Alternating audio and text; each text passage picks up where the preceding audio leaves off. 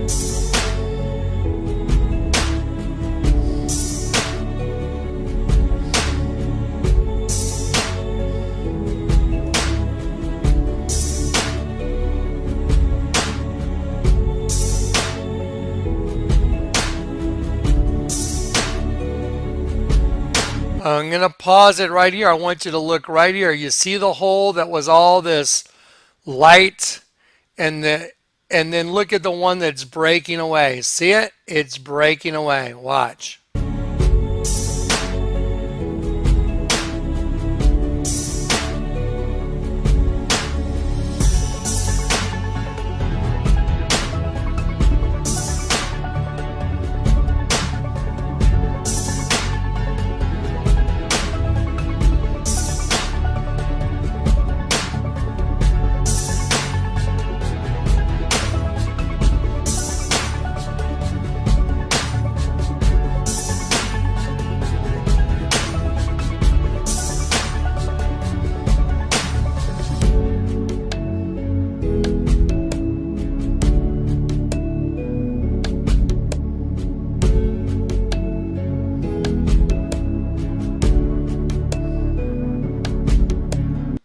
pause it right there for just a moment.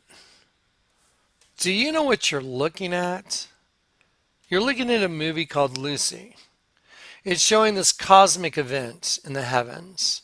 One part is breaking off from a main part. And all of a sudden you have sperm coming down from heaven. And what I did was I took those part of the movie and I superimposed it on the same altar that is the identical thing in the Vatican. The dead sheep, angels turning into semen.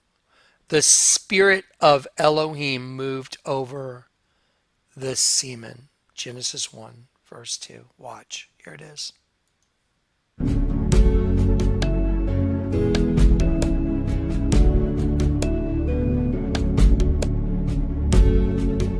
There it is.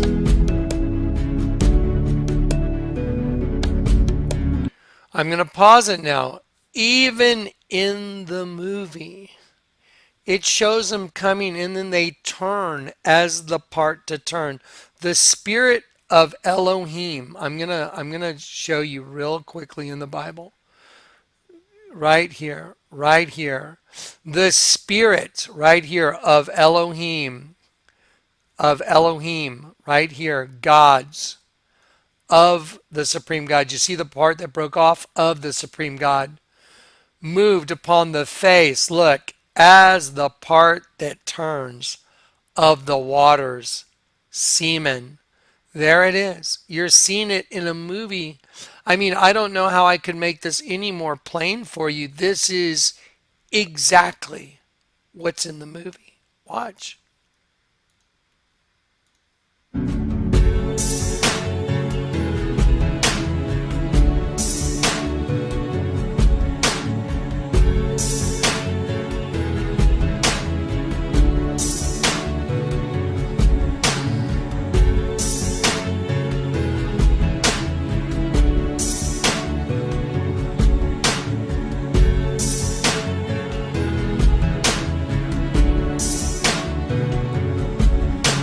So there you go. And I just took it and I put it right there.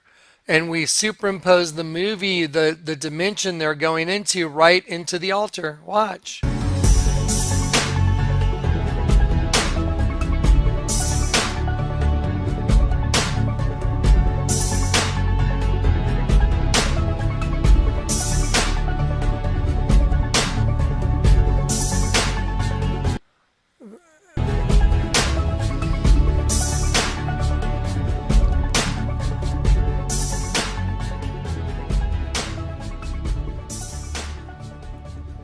Okay, now, I honestly don't know how to make this any more plain. I just gave you the exact definition from Genesis 1, verse 2.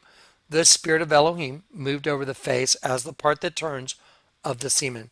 I just showed you the exact thing in a movie called Lucy, like, Lucy, Lucifer. That altar is a big altar to Lucifer and his creation, Genesis 1. That's what the whole altar is. Okay. Let's keep doing it. Okay, so there's that. Now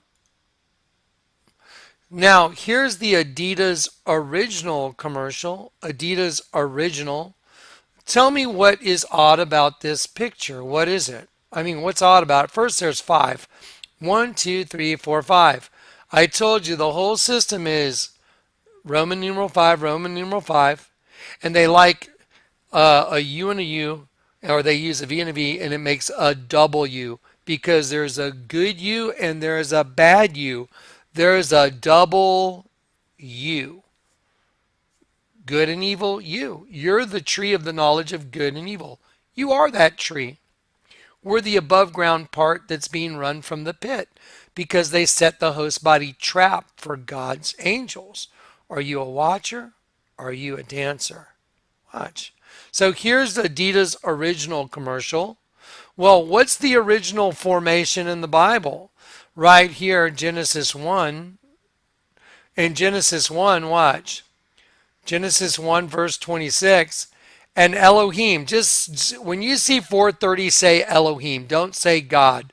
Say Elohim said, let us make man in our vain show. Phantom, a phantom, that is, the word is image. It's selem. Say it out loud, selem. It means a phantom that is figuratively an illusion. Resemblance, hence a representative figure, especially an idol. Vain show. So Elohim said, let us make man a hypocrite, a human being hypocrite in our vain show. Representative figure, especially an idol. So Elohim created man, a hypocrite human being, in his own vain show. In the vain show of Elohim created he him, male and female. Look at this. Created he him. That's Lucifer creating himself, male and female. So Lucifer's the light bringer. So here comes all the light from heaven that he's going to bring into the system. Picture that window in the Vatican. And then everybody, many in one, and we all get birthed into the system. And all those little lights get trapped in host bodies with an angel and a demon from the other side, locked up together within the host body. This is perfection in understanding. This is not, I could not do this. There's no one that could do this. This is a gift from God. So here we go. So in the image of God, in the image of Elohim, created he him. Now look at this. This is so important. In the image of Elohim. See, gods, it's plural, many in one. In the image of Elohim, created he him. So he's many in one. Male and female created he them. So see, there's a male and female system that what came down became duplicitous. Male and female, go forth and multiply. Well, that race that got produced right there, be fruitful and multiply, they started producing all the fruit from that race. Well, what race is that? Well, that's the original. Let me show you a commercial that shoves it in your face. Adidas original. What do you notice? They're all upside down. Let me quote Isaiah 29:15 and 16.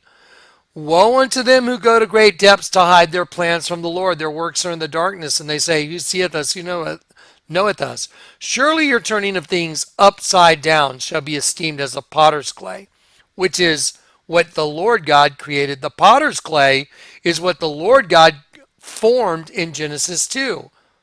Adam, and then he took Eve from his side. So now watch. Do these guys look good? Okay, do you know what you just saw right there? You just saw the representative of everlasting, forward and backwards chains of darkness. I'm going to show you every time now. I'm going to go to the Bible with everything I show you. Jude 1. Okay, and angels which kept not their first estate, which was heaven, but left their own habitation, he hath reserved in, look, everlasting chains. Look at the word everlasting. Forward and backwards. Chains. Ligaments, a band. That is a ligament of the body or shackle of a prisoner. That's why one's forward. That's why one's backwards. That's why they're black and white and they're identical twins. Because this is the duplicitous system that we're caught in. Now this dark figure wakes up. This represents the consciousness of what you just saw awakening. Watch. You see that? The duplicitous forward and backwards chains of darkness. Here's their boss. There you go. And look at this. No, that's not demonic.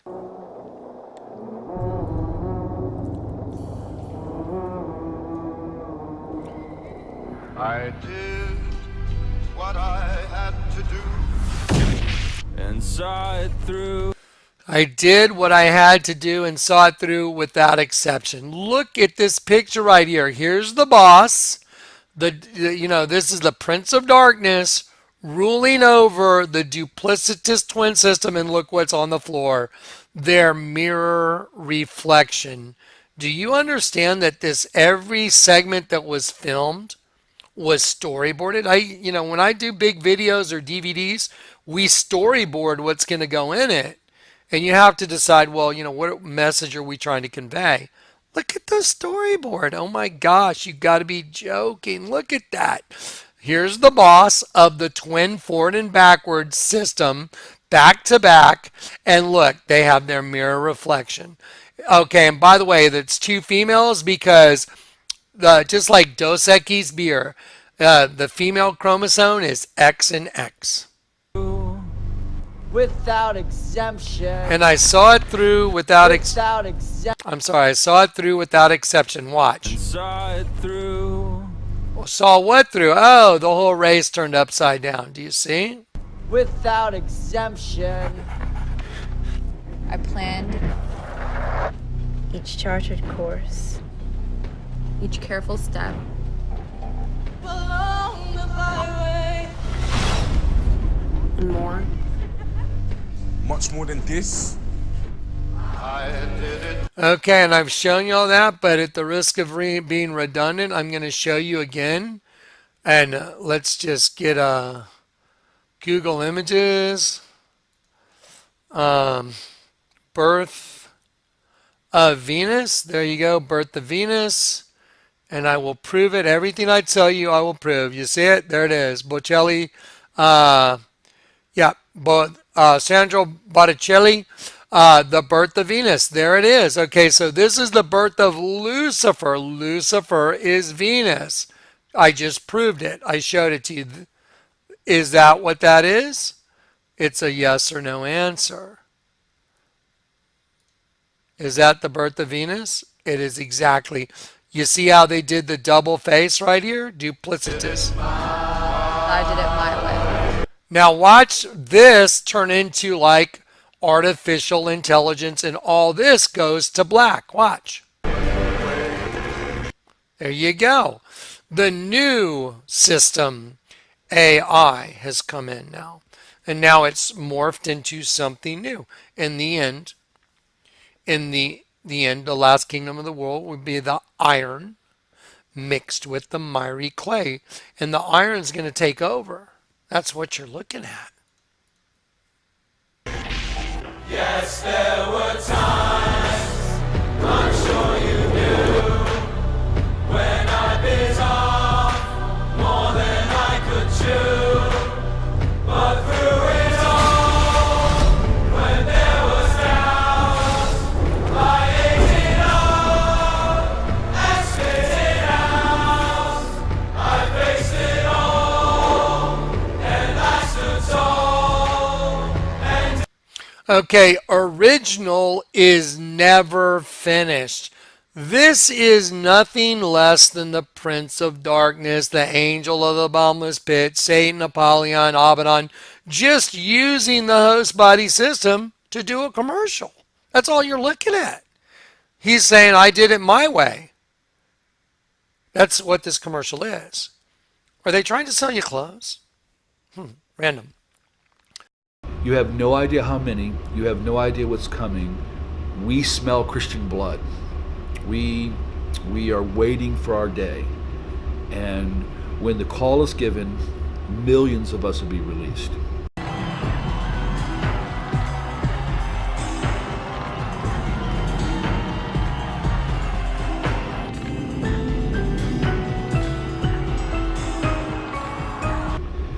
And they looked at me and said, you believe in revivals and you believe in Pentecost and the power of God.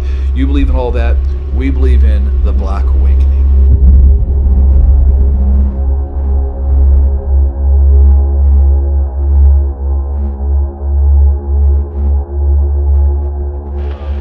Satanic ritual abuse is inseparably connected to multiple personality disorder.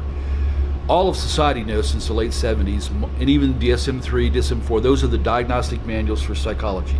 They all know that all of a sudden, multiplicity started showing up everywhere. They call it DID now.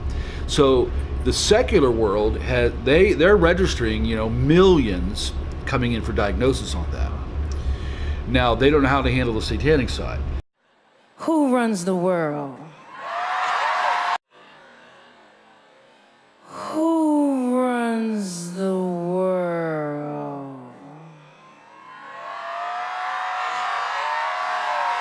So I'm going to tell you just straight out, after 38 years of dealing with it, not only is SRA real here in the United States, that there are millions of victims by design, that there's now generations of them. We deal with 65 and 70-year-olds. They're the first generation. Then we go to 40-year-olds and 20-year-olds. I got 8-year-olds and 12-year-olds we're dealing with. Because if you don't stop this somewhere, they do it to the next generation. That's by design. That's the way it's supposed to be for them. So, but it occurs in selection. It's generational. It caused you to simply to say that they bring a lot of trauma to the child to cause split in personality, so that they can demonize and or begin to program. You're going to be a witch, you're going to be a conjurer, you're going to be a program shooter. All kinds of these things happen. And then they're raised in that system, and they're raised to keep all of that hidden down and just have kind of little Joey up or little Sally up. And they may not know until they're 15, 16, they may not know what's inside them till later on. But millions have already showed up at psych wards all across America since the late 70s to this day. More are coming. Now here's the other side of it. We've been to Canada, Scotland, Geneva, Switzerland, Germany, Poland. They're all over there.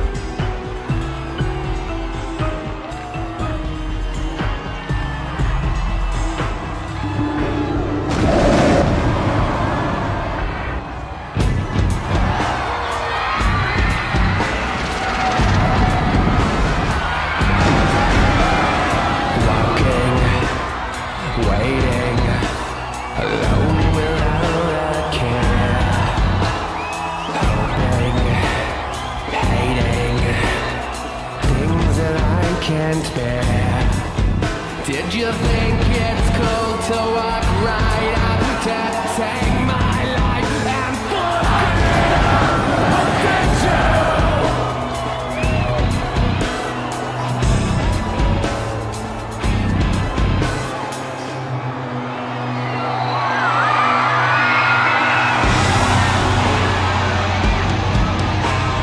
I see hell in your eyes.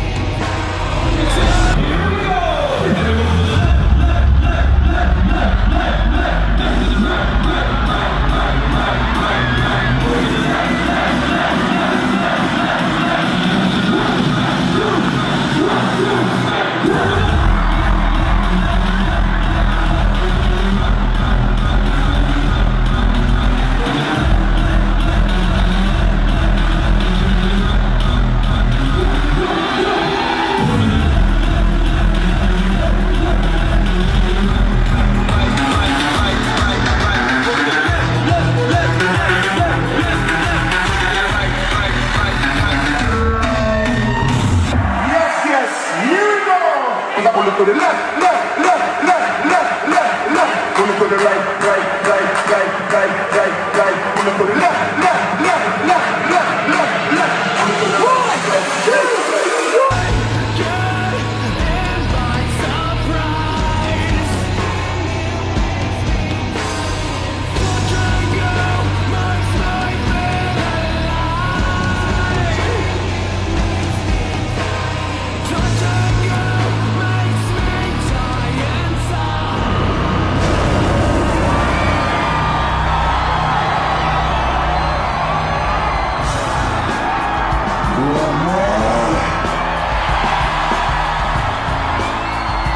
This one's for those who've come.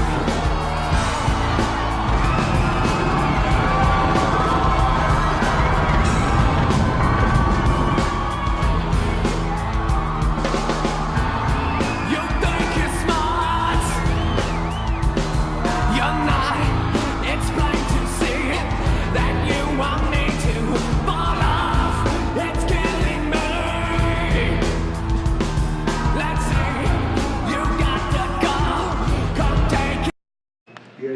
this represents? Fellowship. And memories the calm before the storm. What's the stormy? Could be the calm before the storm.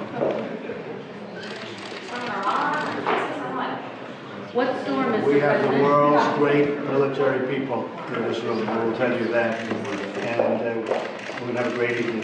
Thank you all for coming. Thank you. What storm, Mr. President? You'll find out. Give us a hint. Thank you, everybody.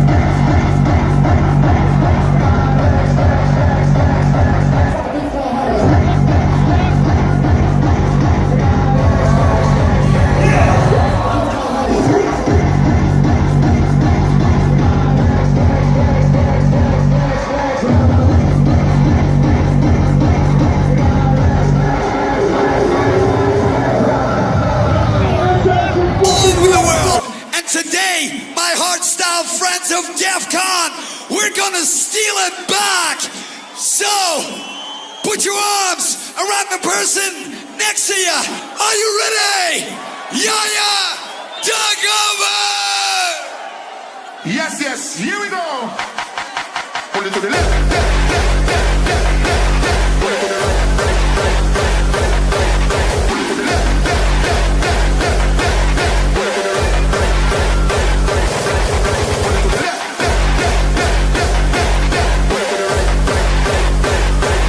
Right. Pull it to the left. Pull it to the right.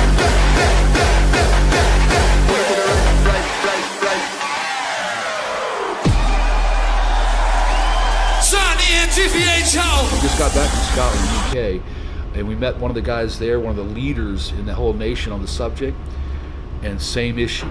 It stems from the original Nazis creating a master race.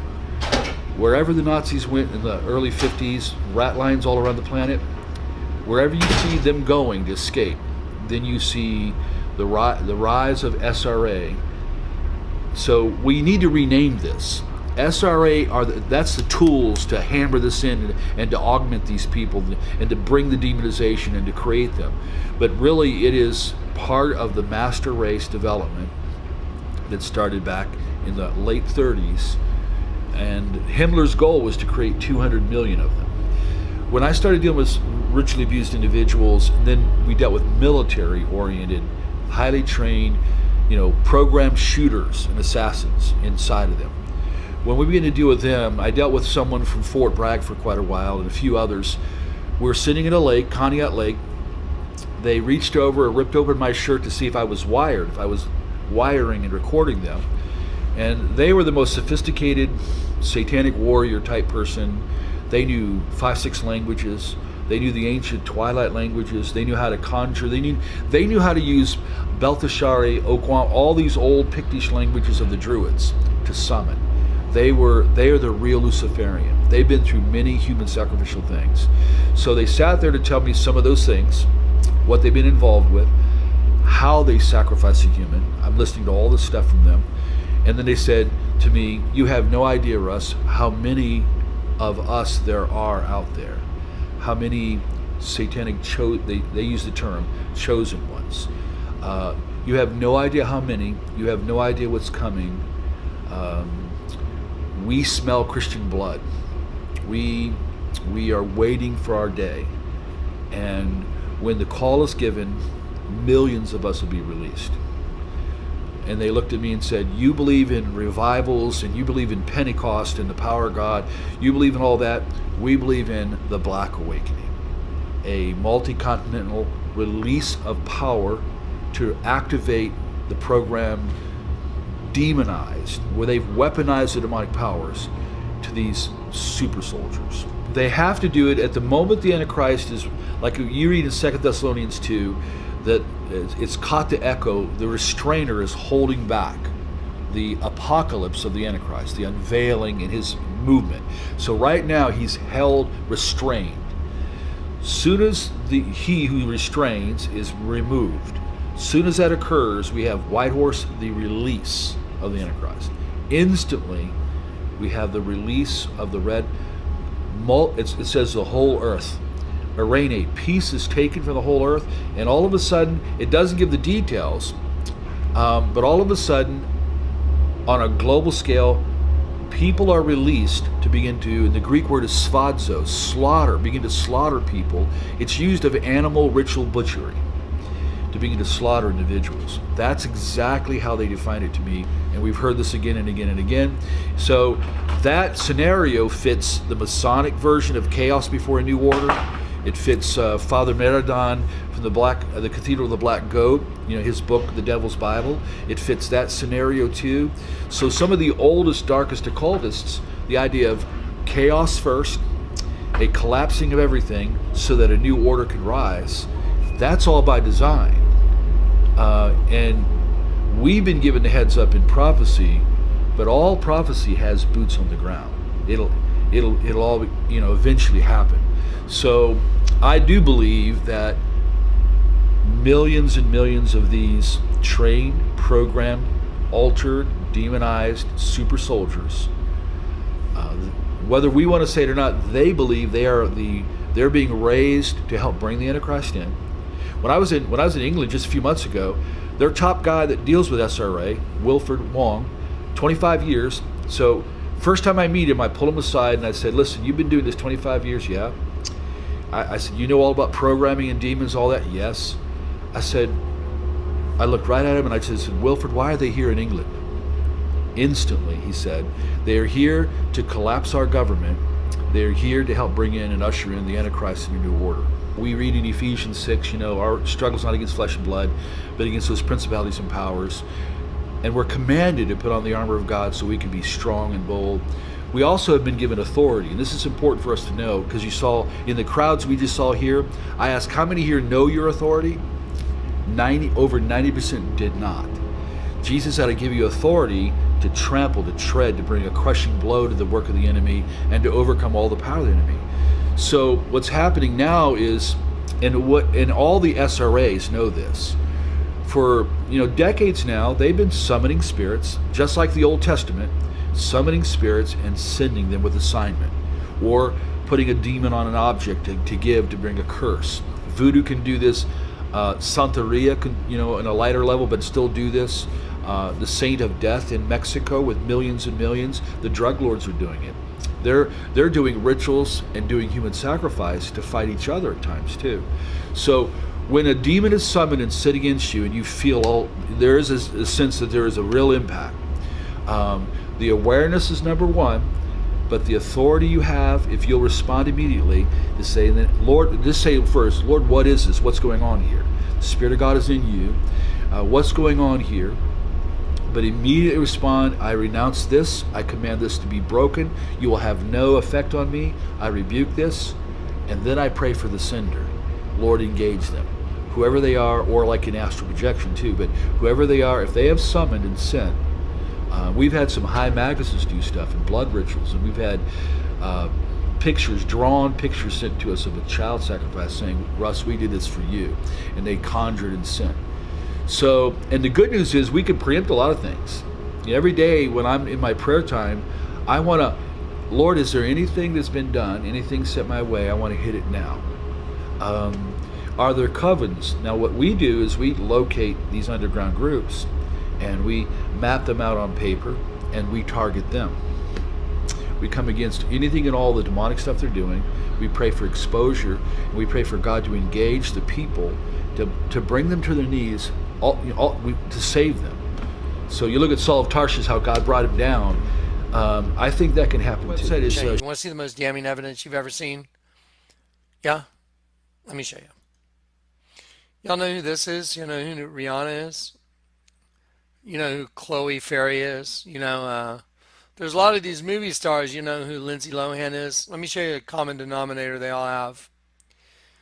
They have these shush gesture tattoos on their, like you'll hold your finger up. The big secret is you're in a cannibalistic system where angels are being hunted through a host body system from a race of beings in the pit that are scorpions. That just sounds so crazy. Do you want to see the most damning evidence you've ever seen that there's a race that's here to kill Christians? You want to see it? I can't wait to show it to you. I can't tell you the satisfaction I have right now. Hey, Rihanna, Lindsay, all y'all with all your shush tattoos. See right there? Shush. Okay. S-H-H-H. S-H-H-H. S-H-H-H. Let me enlarge it so we get little bit of clarity on it so you can see it. There you go. There you go. See? S H H H 1 2 3. S 1 2 3 H's. S 1 2 3 H's. See it? Yeah, there's no denying that's what's on their finger, isn't it? No, I'm asking you. Is that what's on their finger? An S and 3 H's? That is what's on their finger, right? I told you there's a cannibalistic system that started in the garden. The first two children that were born were heteropaternal superfecundation twins, Cain and Abel, right? Cannibal. They're cannibals. Watch. You want me to prove it? They're here to kill another spirit. That's what spirit cooking is. The only way to cook a spirit is get it trapped in a host body. That's why the word spirit in Ephesians 2 says supernatural, angel, demon, spirit. That's what we are before we get converted. Let me show you this t-shirt. It says STFU. It's got vampire teeth, like a cannibal, and it says STFU, shut the F up. Shut the F up. Huh, why? Because there's a big secret. Well, let's look at Rihanna's finger. This is what the Lord told me to do the other day. See the letter H? There's 3 of them. The Lord told me look up the number H, alphanumeric in the alphabet. But that's all right. Watch this. Ready? Okay, guys. To me, this is the most satisfying, the most gratifying, the biggest overhead haystack or knockout to the enemy delivered, which proves that they're here to kill Christians, to kill the spirit. They want to kill the spirit of the living God in the system. Spirit of Jesus. Watch. A, B, C, D, E, F, G, H. So H is what number? 8.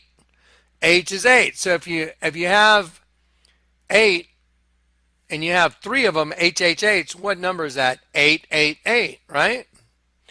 Did you know that 888 is actually written on the house I'm in? That's in Hebrew. It's written on the house I'm in. 888. When I saw this, I knew right away what it was. 888. Do y'all know what 888 is in the Bible? Let me show you what 888 is in the Bible. So, the Bible has an equivalent word for every number.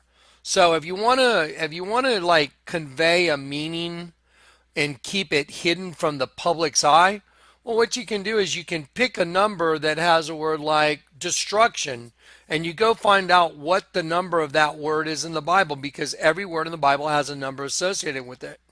So whatever that number is, destruction, you pick that number and you just put it in front of everybody. Nobody knows what that number is because it's just a number. No one would think that that number is right in the Bible. Well, let's look at the number 888.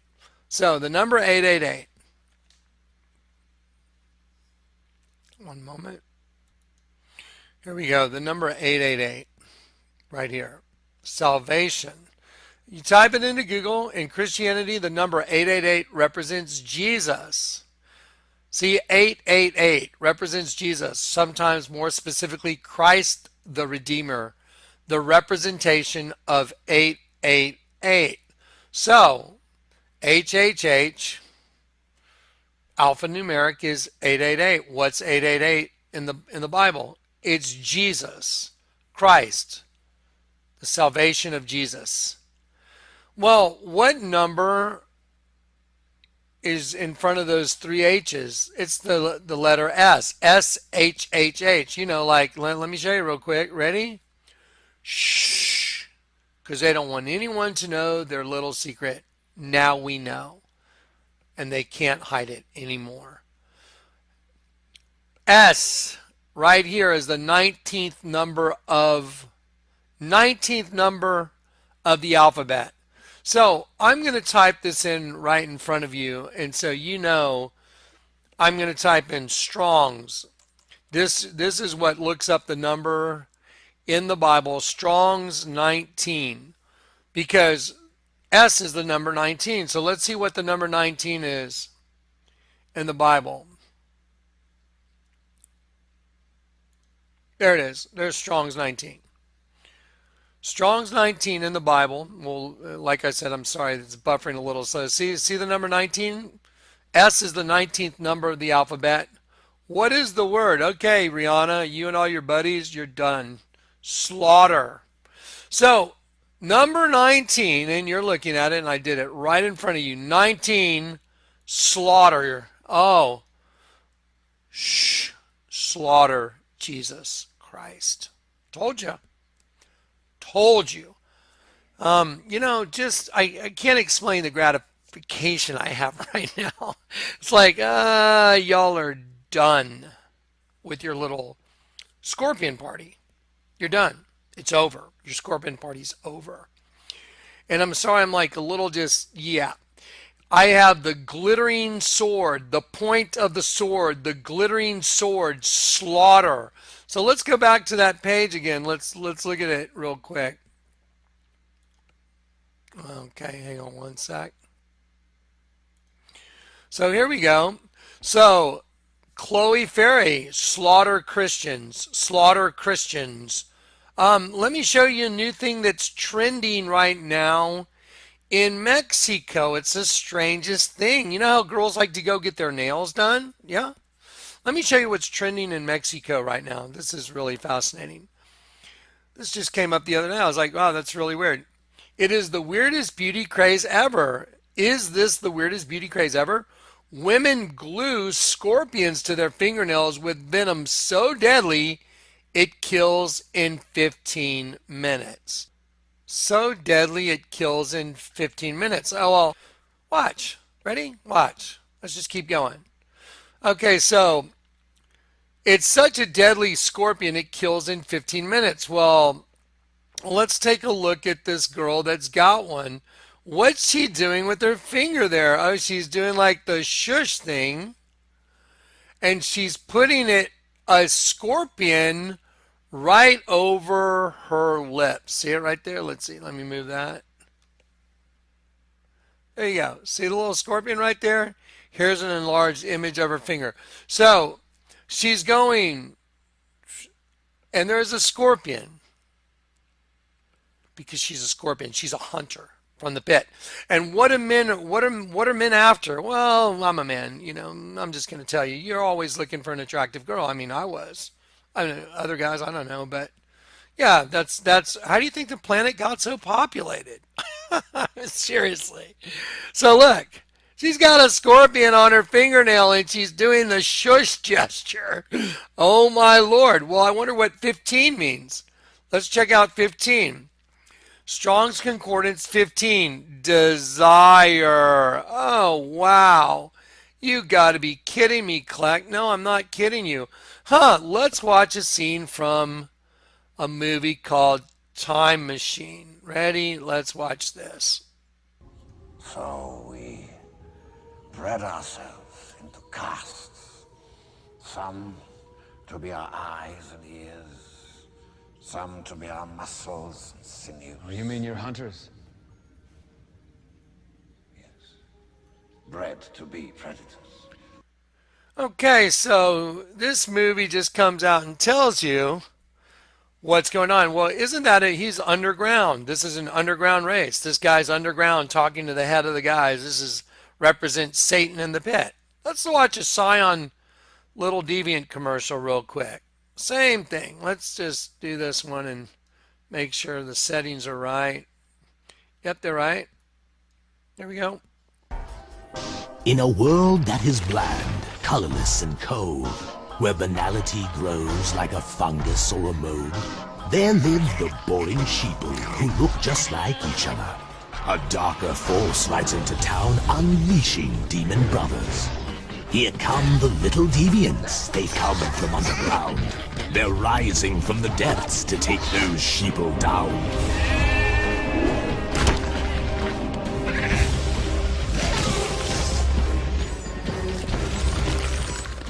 The sheeple are compliant and make for fine ingredients. For customizing anything, here come the little deviants.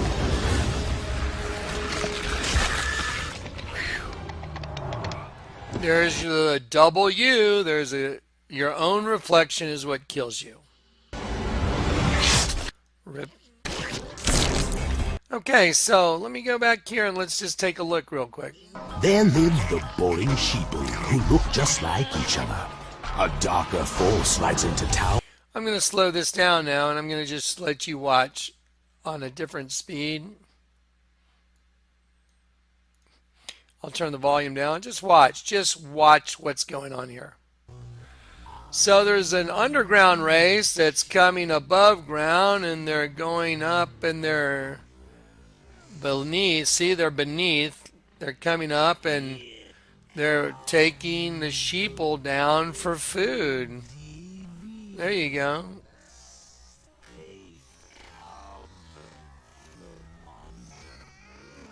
Okay, so let's see. So that's Time Machine, Little Deviants. And here's a scene that's from a movie called, Revenge of the Fallen. So here we go. Let's watch this. Relax. Why? Jeez. Relax. She shoves him down. Let's change the speed on this. Let's turn the volume down.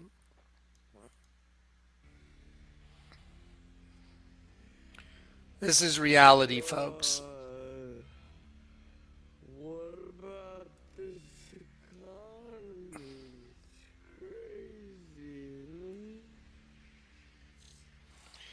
So what's coming out from under her dress? So what's the suggestion here? Is she an above ground hunter? Revenge of the Fallen.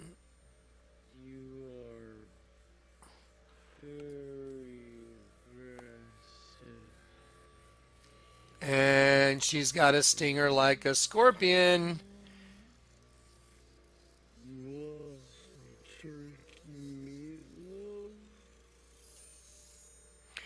Okay. They're done. It's over for them.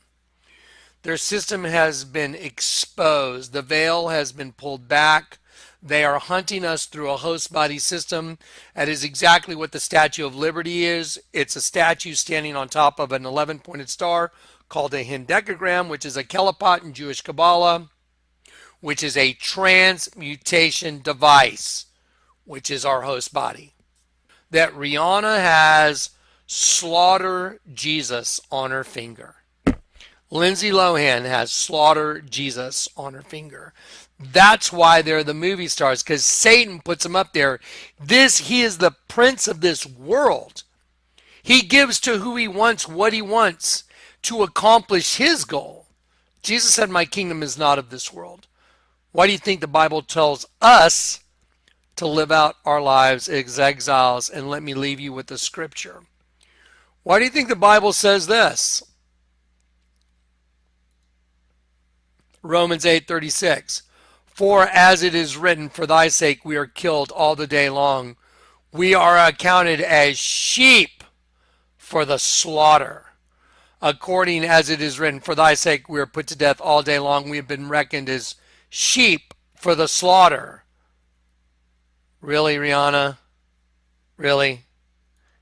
Rihanna is a full functioning killer. She is a killer of sheep, of Christ. She hates Jesus. No doubt about it. Let's look at their boss. He's the boss of all of them. He's the head vampire right here. There's the head vampire right there. There he is. That's the head vampire. In a host body. The head vampire's in the pit, but this is the head vampire that's in a host body right here. Now, it's not an egg, is it? It's a vessel? Is that what you call it? It's a vessel. And I said, okay. Okay, it's a vessel. Yeah. And you were in there for like a couple of hours. I was in it for 3 days. For 3 days, wow. And was it cold in the egg? Or, the vessel? It was temperature controlled. Temperature controlled, okay. Yes. Right. Actually, it was inspired by humanoids, alien, sex humanoid hybrid woman. My favorite, Born This Way is the new single. Tell us about the album. Oh, I love the album so much, and I hope all of the monsters do too. And tell us what Bon Sway is about. Essentially, with the visuals and the music and all of the lyrics, it's about being able to know that when you were born, you weren't just born in that moment. You have your entire life to realize the person that you're potentially going to become, and whoever you choose to be was part of your destiny. So I'm encouraging people to know that if in this moment you don't feel entirely happy or secure in who you are, or you feel bullied or disenfranchised, it's never too late to harness your confidence and your inner superstar and say, I was born this way. The performance we did last night at the Grammys was, and what we've been doing with the egg and the rebirth, it's meant to signify an artistic statement of birthing a new race, a race within the race of humanity. Birthing a new race, a race within the race of humanity. Birthing a new race, a race within the race of humanity. All right, time now for the big talkers today, beginning with a battle brewing between people associated with a local evangelist and fans of a local performer all over a library event this weekend. Yeah, the group is calling for the Lansdale Public Library to cancel a storytime hour featuring a very popular resident, or they plan to protest. The reason? That resident is drag queen Annie Christ. Miss Annie, as she will go by during the event, will read 2 books about diversity and acceptance to children and parents on Saturday morning. Though the library says local support has been overwhelmingly positive, evangelist Steve Piotrowski started a petition to get the event canceled. The Harleysville man says Annie's name is a hateful attack on Christianity and claims the event is bringing, quote, perversion into the library with children. Annie maintains she's not anti-religion and even attended Catholic school. The entertainer says the name is just part of her spooky character. As for some story time, the library director says it will go on, just like any other event booked in that space. He also told Action News that most of the opposition has come from outside of the community. Annie plans on using the controversy for good, asking guests to bring non-perishable items to donate to Manna on Main Street. Protests and counter-protests both surrounded a public library during a special story time in Montgomery County today. At the center of the dispute, the person who did the reading. Action News reporter Bob Brooks in Lansdale as it all unfolded. Love thy neighbor! Love thy neighbor! Set your hate! Drag is great! I believe God's just anger is upon Lansdale. Certainly not your typical morning at the Lansdale Public Library. The reason for the dueling protests and big-time police presence, drag queen story time happening inside. He was not alone. Dozens of families brought their children to hear readings by drag queen Miss Annie. Her stage name, though, is Annie Christ. But she says her name shouldn't stop her from doing events like these. That's like an actor being in a rated R movie, not being able to read to kids. It's my side job. It's what I do at a club that's 21 and over. She says the focus of today: acceptance, diversity, not bullying. Families who showed up by the dozens were thrilled to be here. So I want to raise him to accept people and be nice to everyone. Treat people how you want to be treated. However, outside, the police had to line the middle of Susquehanna Avenue, those supporting Annie Christ in the parking lot.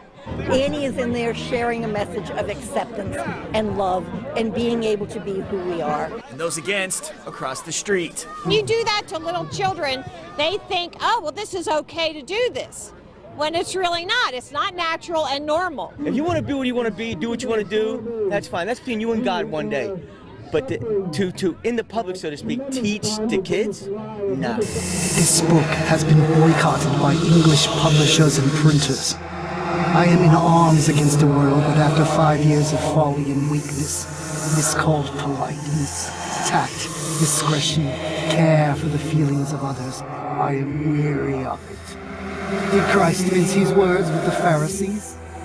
I say today, to hell with Christianity, rationalism, Buddhism, all the lumber of the centuries. I bring you a positive and primeval fact, magic by name. And with this I will build me a new heaven and a new earth. I want none of your faint approval or faint dispraise. I want blasphemy, murder, rape, revolution, anything, bad or good, but strong. I want men behind me or before me if they can surpass me. But men, not gentle men. Bring me your personal vigor, all of it, not your spare vigor. Bring me all the money you have or can force from others.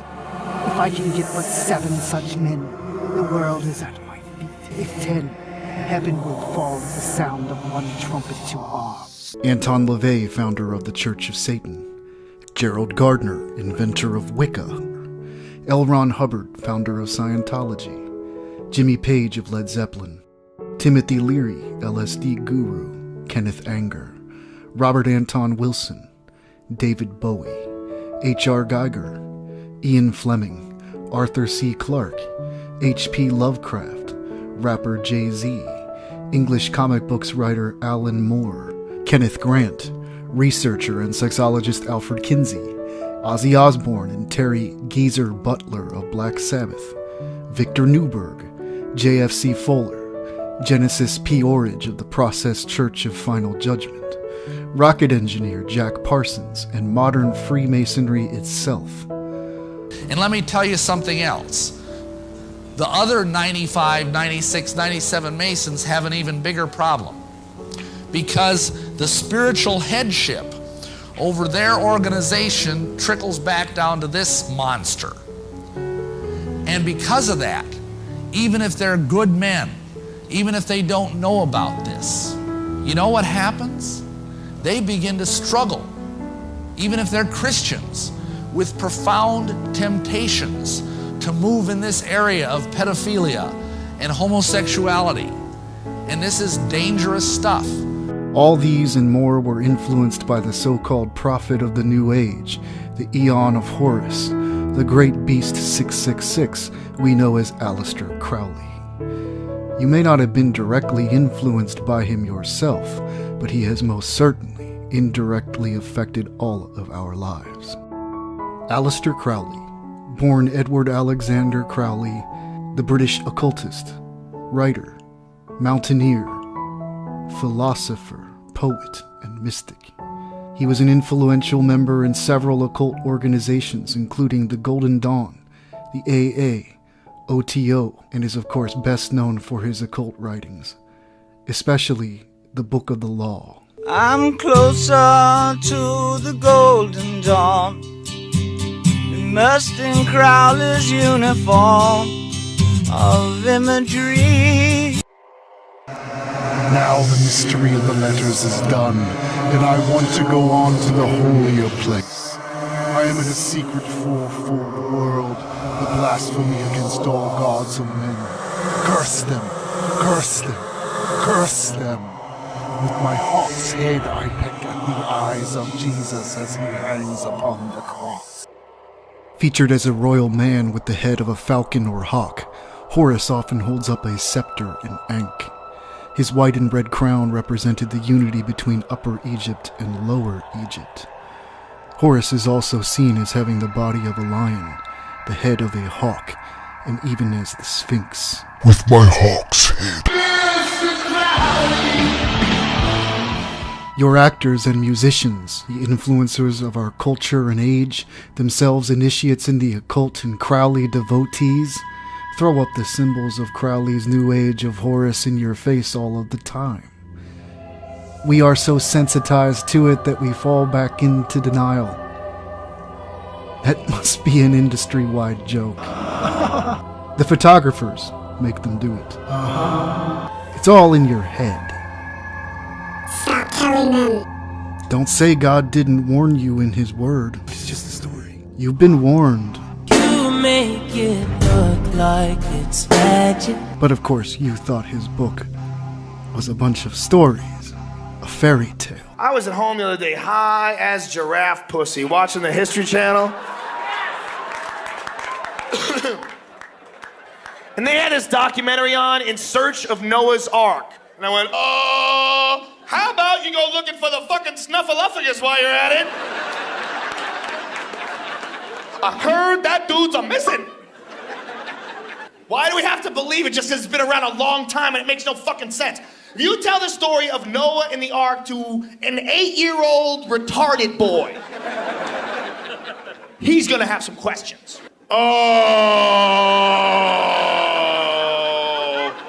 Oh, there's a lot of holes in that story. Let me sit down for a moment. Now take a vessel of water and approach the frog, saying, "In the name of the Father, and of the Son, and of the Holy Ghost." Here, sprinkle water on his head. I baptize thee, O creature of frogs, with water by the name of Jesus of Nazareth. Do what thou wilt shall be the whole of the law. I, to Megatherion, the great beast, therefore condemn thee, Jesus the slave god, to be mocked and spat upon and scourged and then crucified. You're thinking of a small creature. Yeah, I got it. One that could fit right in the palm of my hand? Yeah. Yeah, because he's going to draw something. Okay. Let me try this. I'm going to draw. Yeah, you're going to try to draw it. A small creature that can fit in the palm of Drake. You don't know what So if I drew Meek Mills, you'd be like, oh, man.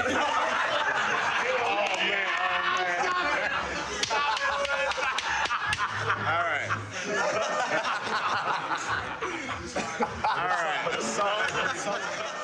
To me, this looks a little bit like a frog. I would absolutely agree. You know, frogs are like, what do they say, the plague? It's right. It rained frogs in Egypt. The rain frogs, huh? It rained frogs in Egypt.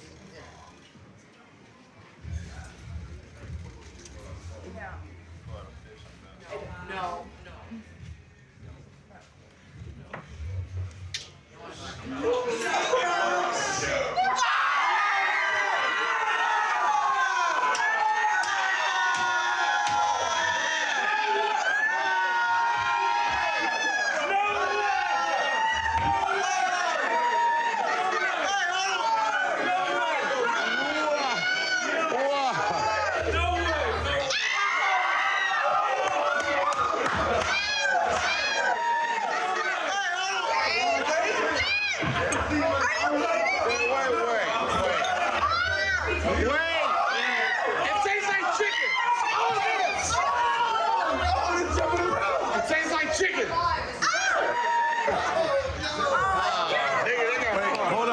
Steph, come here. Is my mouth empty? Look, Steph.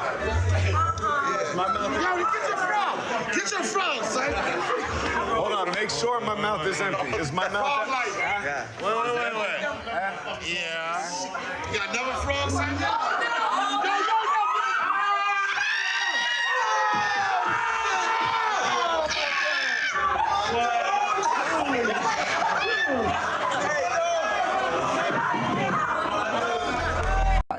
This is what the devil plays before he goes to sleep. Launched him into the mainstream, but Tyler, the Creator... Crowley's impact on popular culture, which literally shapes too many of our minds, is undeniable.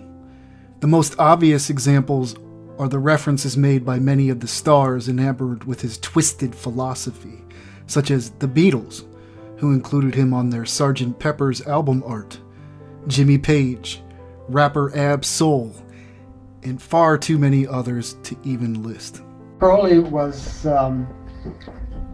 had many enemies, and he was kicked out of in 1923 of Sicily, of Cefalù, which is a few miles from Palermo, because he was English, and also they thought he was doing black magic, which did not make Mussolini too happy. And so Mussolini said, get rid of that crazy, evil Englishman. He didn't mention the talk of human sacrifices that were behind Mussolini's decision. For the highest spiritual working, one must accordingly choose that victim which contains the greatest and purest force. A male child of perfect innocence and high intelligence is the most satisfactory and suitable victim. Is this real? Crowley taught that the way you could live forever was by vampirizing little children sexually through tantric sex magic. This is a deception. Satan is deceiving these people to draw them into all kinds of profound evil.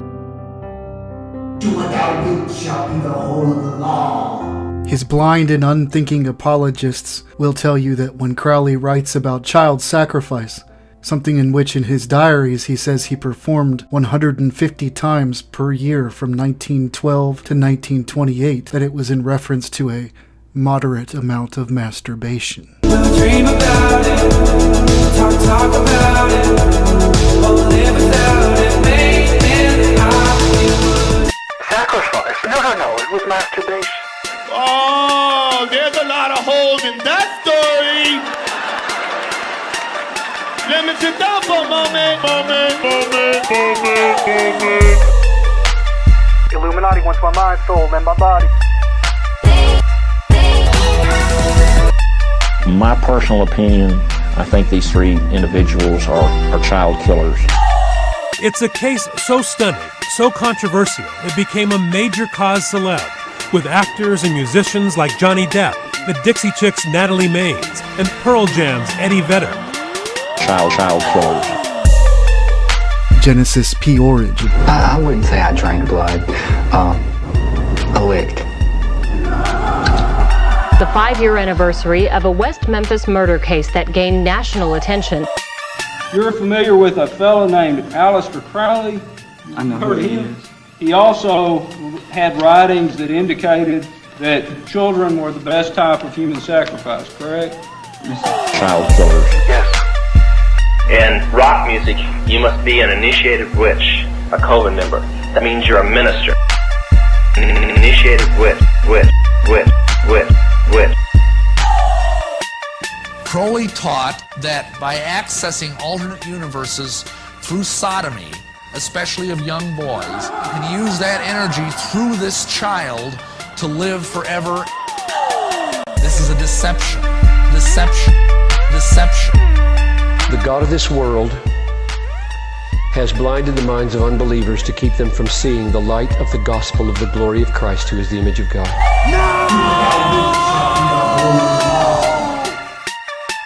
Crowley taught that by accessing alternate universes through sodomy, especially of young boys, Crowley taught I sold my soul to the devil. Crowley taught through sodomy. That's what our televisions have done to us. They've gotten us to a frame of mind that we do not realize the real world around us. I fell into the trap of the black magic, Kabbalism, and the whole idea of just the Crowleyism of the time. Crowleyism. Crowleyism. Crowleyism.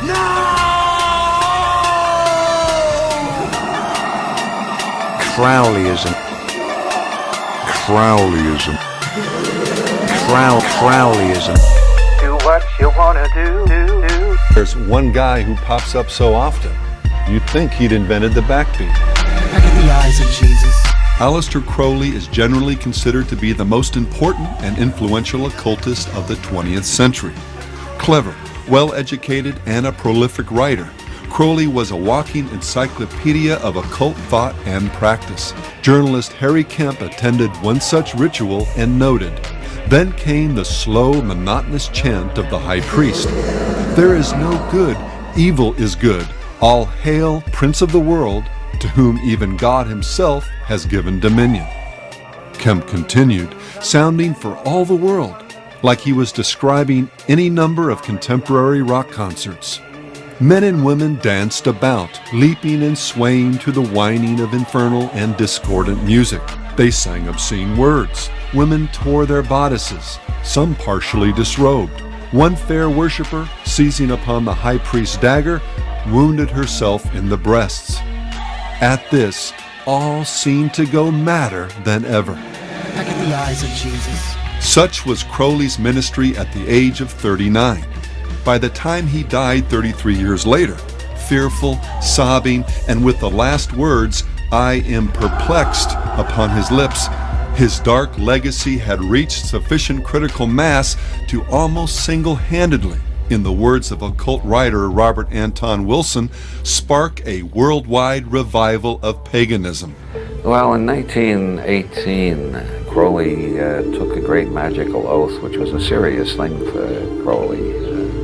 And he took an oath that he would surrender all of his magical powers that he had achieved until that date to concentrate his energy single-pointedly on the one task of destroying Christianity and reviving paganism.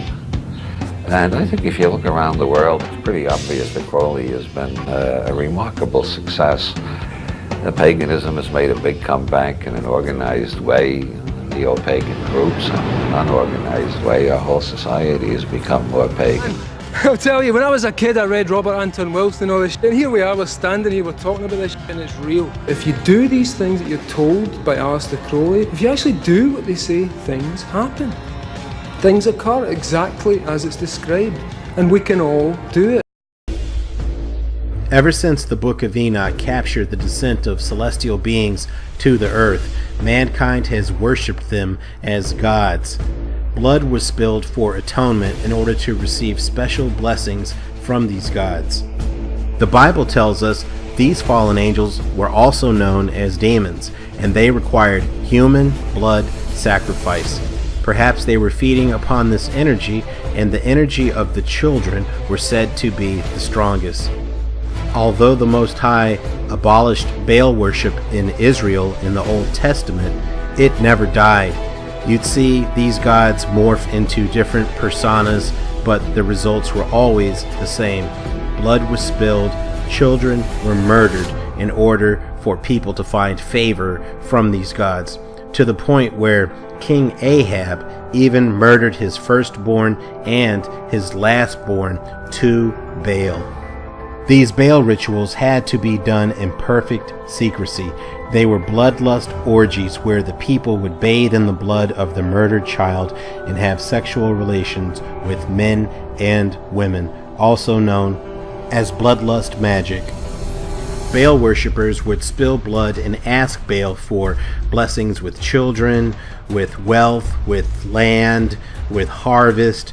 This was a year-round thing, practiced all the way up to the highest level of government in the ancient times.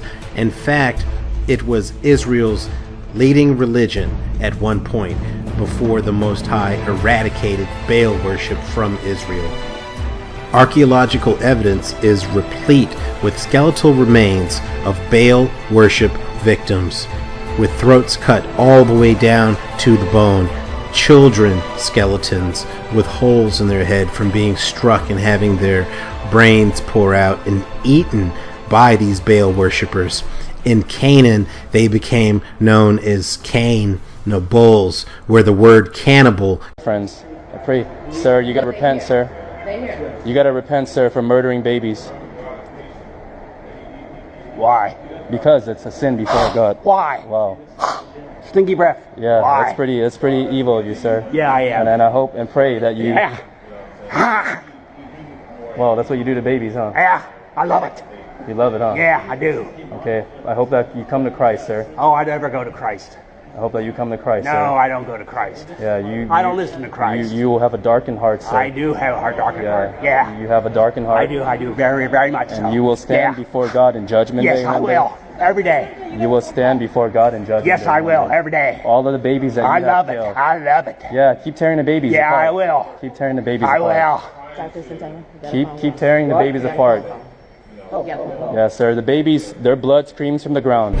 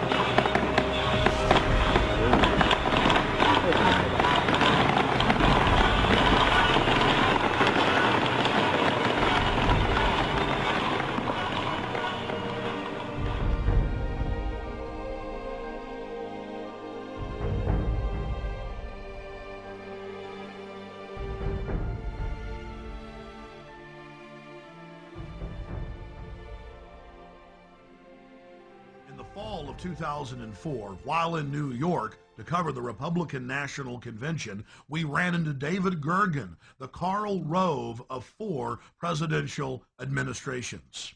Okay, one last question. I read a Washington Times article many years ago where you had a comment about the organization, and then now it's been in the Wall Street Journal, it's been in a lot of different newspapers, and that's the Bohemian Grove. And back in, what was it, 1996, when you joined as a Clinton advisor, the Republicans were criticizing you. Oh, what about Bohemian Grove? And then you countered them by saying, "Hey, I don't run around in the woods naked." What did that mean? Here is the before-mentioned Washington Times article where he said, "I didn't run around naked like they do." I don't know what quote you're referring to. I'm not aware of any quote like that. Listen, I am a happy member of the Bohemian Grove. I like the folks who come there, and it's really inappropriate for me to talk about the group beyond that. Thank you. Have you been there for the ceremony with the cremation of care? Frankly, I don't think that's something I need to talk to you about. Really? That's right. Well, I'm Alex Jones, and I snuck in there in 2000. I'm the guy that blew it wide open and got the video. It's been on national TV. Well, I disrespect you for that. You do? I do. But it's a lot of big public officials going in there. Don't we deserve to know? I don't know anything about you, and I don't know anything about your film. But if you go in there with an understanding, you violated that understanding by releasing that film, and I don't respect you for that. Really? But we have public officials. I'm sorry. You took an understanding when you went in there that you would not do that film, and did you have an understanding when you went in there? No. Did you crash it? Yes. Yeah, and it has no trespassing signs there too, doesn't it? No, they put them up after. Oh, I'm sorry. I just walked in. I'm sorry, sir. I've been there before. I know what the circumstances are, and I'm sorry you violated the understandings. That was not a gentlemanly thing to do. But what about the ritual? Is the ritual genuinely?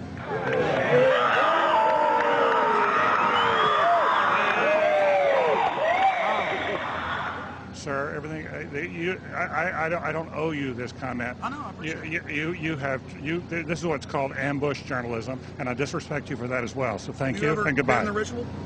It's none of your damn business. Oh, that's right. Listen. You go around and make understandings with people and violate them. You ambush people on the streets, and that's inappropriate form of journalism. If you wish to practice that, that's fine, but don't ask others to respect you for it. If you want to, you can do. You're free American, like anything you want. If you want to be uncivil and rude and ungentlemanly, that's up to you. But don't expect the rest of us to say, "Oh, well, you're one." Mr. Gergen. I'm sorry, nobody sets policy in there. We try to be gentlemen, and obviously, you don't belong there. Weaving spiders come out here.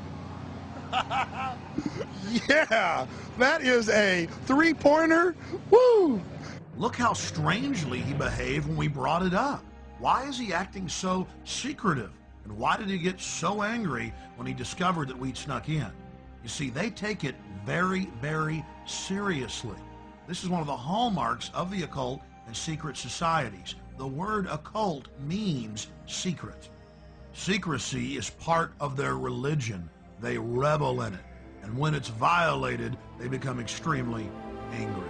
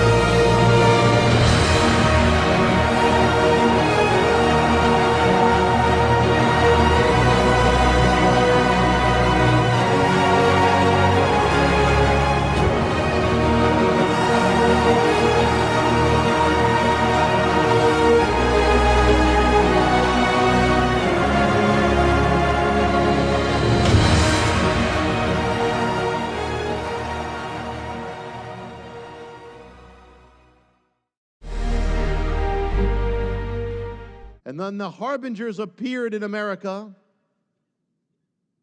So could the sign of Baal that accompanied the harbingers in ancient times come to America, identifying America as the nation in wholesale apostasy and progressing to judgment?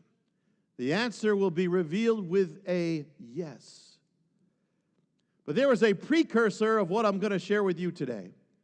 Remember, one of the signs of Baal was the manifestation of an image of a bull. The image of a bull in molten metal. Baal was the god of increase and gain. During America's departure from God, an image was set up in New York City in the heart of its financial section, the place devoted to gain. It was this. You can put that up. In the Bible, an image of a molten bull was an image of Baal. And it was linked, whether bull or calf, was linked to the departure of a nation from God. So it was to represent, of course, they didn't intend that, they never do, but that's what it is. It was to represent a nation's prosperity, America's financial power, gain, increase, which was also a symbol, was linked to Baal, a nation turning away from God. Could there have been even a more precise sign linked to Baal in America? Again, it would seem to go against the odds. Would anything linked to an ancient Canaanite god, long hidden in the dust, appear in America? A god that most people don't even know about unless they read the Bible. But now the sign of Baal has manifested on American soil, the harbinger of Baal. It took place less than 2 weeks from when I'm doing this message ago. It was originally planned for last spring. There was an uproar that may have caused it, we don't know, to be canceled. This time it happened almost in secret, it seemed. A month before, a little announcement appeared, little fanfare, that something was going to happen in New York City. So we went down. The sign of Baal, a recreation of something that stood in the Middle East, literally from the Middle East, in the Middle Eastern ancient city of Palmyra, a major center of Baal worship, a city that had two major main temples of Baal, one called the Temple of Baal Shamim or Baal Shamim, the Baal of the heavens, the other called the Temple of Bel, or just another name, or the Temple of Baal, same word, another version, or rather, of his name. In the middle of the two temples of Baal stood an ancient arch, the arch by which the worshipers of Baal would enter through, the arch by which they would enter through to approach and worship Baal in the temple of Baal. It was this arch leading to the temple of Baal that was in the center of both, representing both temples. In at least with what happened in New York City, it represented all of it, both temples. It was that arch that led to the Temple of Baal that was erected on American soil on September 19th, 2016. It was unveiled. The ceremony took place in Manhattan, New York City, right outside City Hall, the place of government, in the City Hall Park. As I mentioned, I went down to witness it with Scott Pinto to record.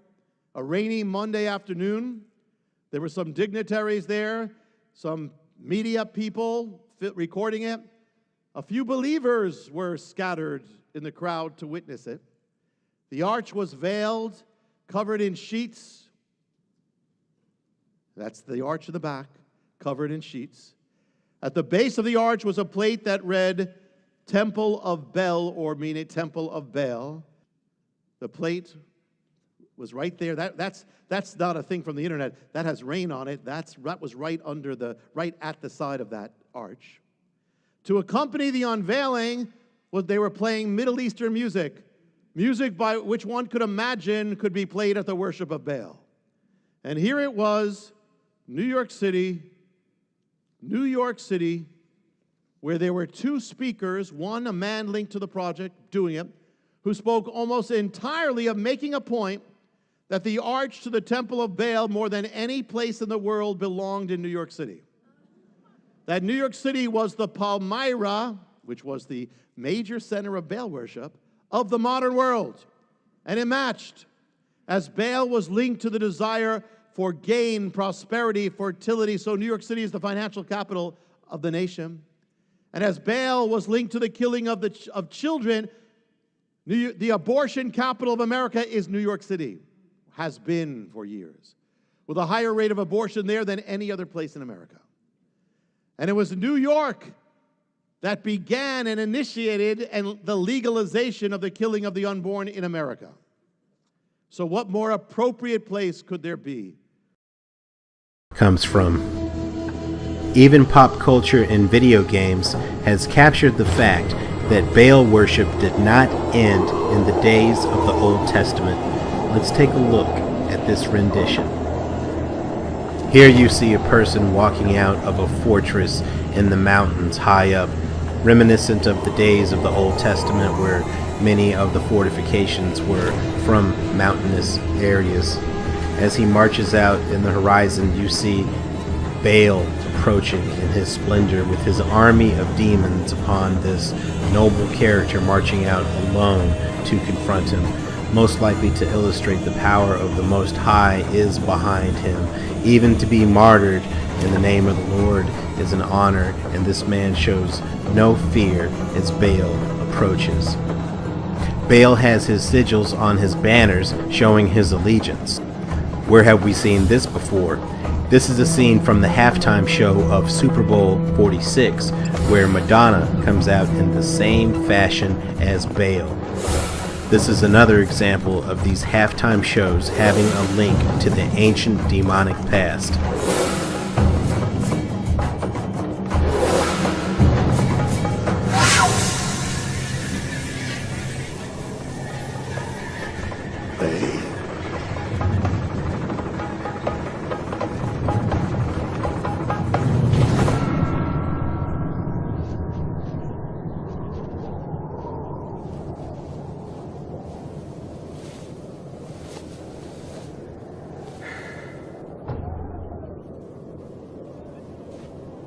Baal! The gates of Secheron have stood for eons beyond remembrance, and you shall not reach them now. Remove your foul demons from our lands. We stand on the side of light, and you shall not be allowed to reach Mount Ariat. And that which you seek will not be yours. Enough! Enough!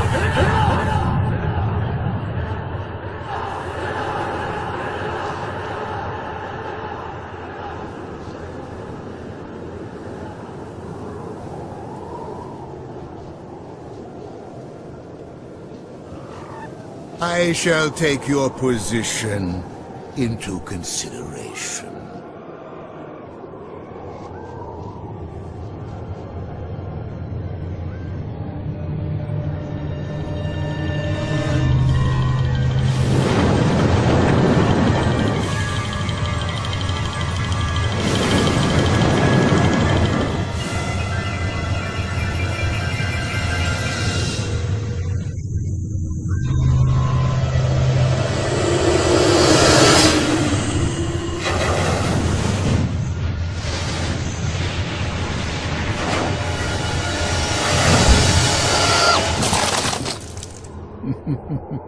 Well, it seems your terms are not acceptable.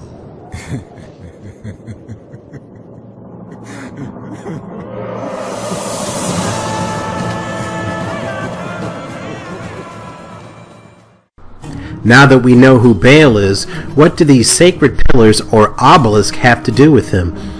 They are erected at shrines and they are used as gateways in order to communicate with Baal on the other side. They are ingrained with hieroglyphics and occult symbols which can be activated by the occult practitioner. These things are gigantic in some cases, and in other cases they are strategically placed in order to activate the gateway, which can be activated using blood. In the ancient times, this is also known as phallic worship, and you can see why. One of the most famous occult practitioners that almost took over the entire world is none other than Hitler. Throughout the German landscape through his reign, you will find pillars and monuments reminiscent of Baal worship and ancient Egypt. Inscribed on these four-sided obelisks were hieroglyphics and special occult symbols that are used to communicate with specific spirits, also known as demons, on the other side.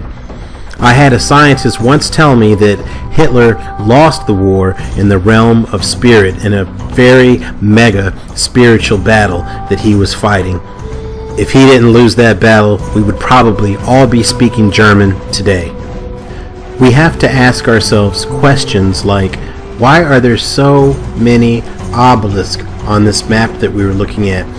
What is the purpose? There must be an application. It's not just a decoration. So what was the intent on putting these obelisks in so many places? Well, I can tell you right now, it was to act as a gateway for these demonic beings to be able to manifest into our world. It was a communion. For all these places that you see, there is actually a counterpoint of the same obelisk in the realm of spirit, building a bridge, if you will, so they can travel over to this other side. And then we're getting into the realm of possession at this time. But these obelisks are everywhere on the earth today as well. None of them have been torn down, although they should if you look at what the Bible tells us to do about them. So Hitler was very, very astute in his architecture, using these obelisks throughout his future Germany. Most of these obelisks that we see today were constructed out of limestone. What is the point of using limestone? What is infused into the limestone, if anything? It must be some type of vibrating electromagnetic component that allows a communion into the realm of spirit. We are getting into an angelic science right now, and most likely these secrets were dropped down from the times or the days of Enoch, probably shared through secret society like the Jesuits and the Freemasons today. You will find these hieroglyphics in Germany, you will find them in Sweden, you will find them all around the world, and you have to ask yourself why they're there. If the pharaohs were really defeated, how come the pharaonic science is still replete and captured and embodied in these obelisk monuments around the world? There is also a relationship between Ra, the sun god, and Baal. He was also known as the sun god. As Baal worship flourishes, let's connect the dots between Hitler and this man in America, John D. Rockefeller, who was also a benefactor of Hitler during World War II. Yes, John D. Rockefeller did in fact sell petroleum to the Nazis to keep the war going during World War II. Standard Oil and its subsidiaries quickly managed to consolidate the refining business in the Cleveland area and then began to extend their control into Pittsburgh, Philadelphia, and New York City. Beginning in the 1870s, Standard Oil employed a number of cutthroat business practices, including monopolization, rate wars, rebates, and intimidation. The Rockefeller dynasty eventually parlayed their financial success into politics, and the rest is history. But we did find a connection with the Rockefeller family and Baal worship, and this is no accident. The next photo you will see is their headquarters from the 1800s on 26 Broadway in New York City, which is now a historical site. You will find the sacred pillars, the obelisk, set up as a gateway on their building, on their rooftop. Something terrible is about to enter our world, and this building is obviously the door. The architect's name was Ivo Shandor. I found it in Tobin's Spirit Guide. He was also a doctor, performed a lot of unnecessary surgery. And then in 1920, he started a secret society. Let me guess. Gozer worshippers. Right. No studying. After the First World War, Shandor decided that society was too sick to survive. And he wasn't alone. He had close to 1,000 followers when he died. They conducted rituals up on the roof. Bizarre rituals intended to bring about the end of the world. And now it looks like it may actually happen. These pillars are configured in a way that they create a gateway into the realm of spirit. You will see a symbol on the side of one of them, and also the only thing missing from here is an altar. The structure of this roof cap is exactly like the kind of telemetry tracker that NASA uses to identify dead pulsars in deep space. Cold riveted girders with cores of pure selenium. Everybody getting this so far? So what? I guess they just don't make them like they used to, huh? No! Nobody ever made them like this. I mean, the architect was either a certified genius or an authentic wacko. Ray, for a moment, pretend that I don't know anything about metallurgy, engineering, or physics, and just tell me what the hell is going on. You never studied. The whole building is a huge superconductive antenna that was designed and built expressly for the purpose of pulling in and concentrating spiritual turbulence. Your girlfriend lives in the corner penthouse of Spook Central. At one time, this was the tallest building in New York City, giving the rooftops the perfect privacy from prying eyes as they performed their Baal rituals.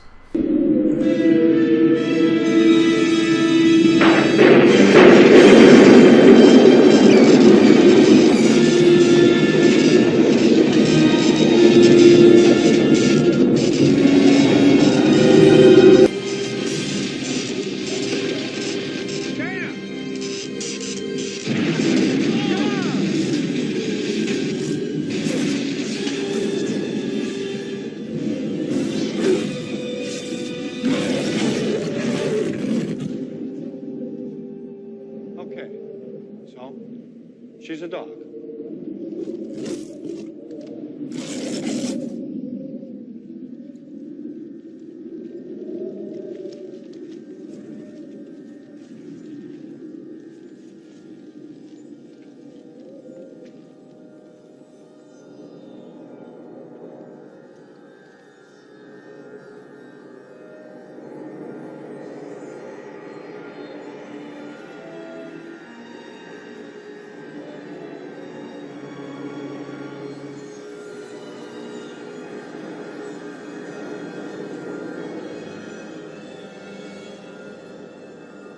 Girl.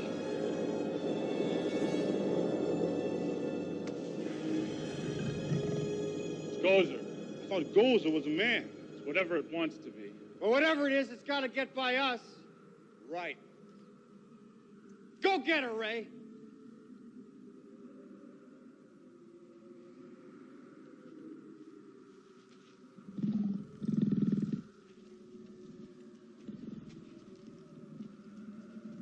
Gozer the Gozerian? Good evening. As a duly designated representative of the city, county, and state of New York, I order you to cease any and all supernatural activity and return forthwith to your place of origin or to the nearest convenient parallel dimension. That ought to do it. Thanks very much, Ray. Are you a god?